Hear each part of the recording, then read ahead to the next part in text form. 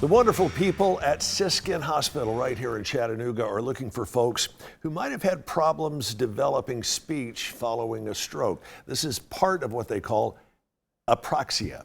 Now, we're going to talk more about that coming up here in a moment. First of all, let's introduce Charlotte Purcell, who is a speech language pathologist at Siskin. First of all, good morning, Charlotte. Good morning. Tell us a little bit more exactly about what Apraxia is. Sure. Apraxia of speech is a neurogenic motor speech disorder that affects a person's ability to accurately produce or repeat sounds for words.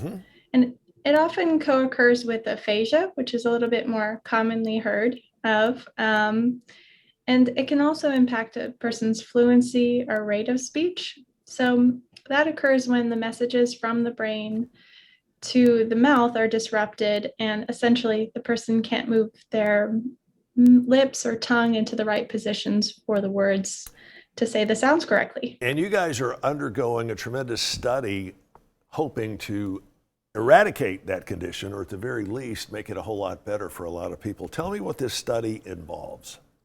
Sure. Yeah, I'm conducting a research study that will compare two different treatments for apraxia of speech. So the treatments that I'm comparing in the study are protocols that have demonstrated positive effects for speech production in the literature. And my goal is really to compare the treatments to improve upon clinical decision making. So the treatments are looking at two different ways to cue and two different strategies entirely to work on apraxia of speech and improve speech production. Exactly who is eligible to take part in this study? So persons between 21 to 90 years old who have experienced a stroke or brain injury 6 months ago or longer and have a diagnosis of apraxia of speech. Now, they may or may not know about the diagnosis of apraxia, so if there's some amount of speech difficulty following one of those diagnoses, then any interested parties who are unsure could contact me as well. What's involved in the study itself? Once you have everybody together, what are just a couple of the things that you're going to try to do?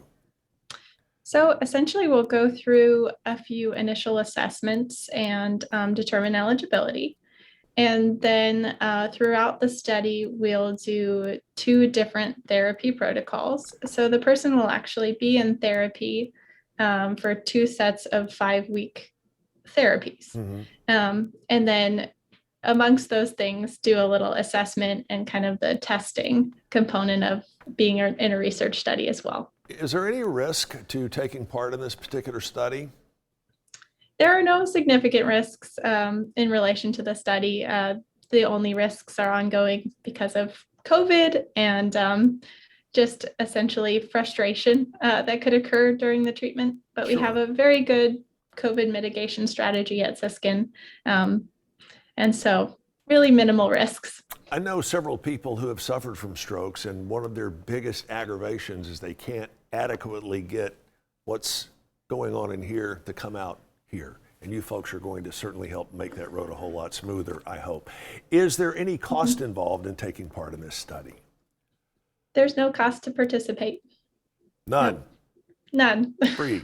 And let's face it, this study sounds like it can't do anything but help those who have been affected.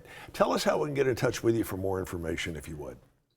Sure. You can reach out to me personally. My phone number is 423-634-1656 and or email me at Charlotte, CHARLOTTE .Purcell, PURCELL @rm.edu. That's my school email. And then when you reach out, we'll do an eligibility screening and figure out whether or not you'd like to be involved. Charlotte, best of luck in your research study. Thank you so much for this huge undertaking. Again, Charlotte Purcell, who is working with the folks at Siskin Hospital, which, by the way, is Tennessee's largest rehab hospital. If you or someone you know could possibly benefit, get in touch. Make sure and stick with us here on Let's Chat. We'll be right back after this.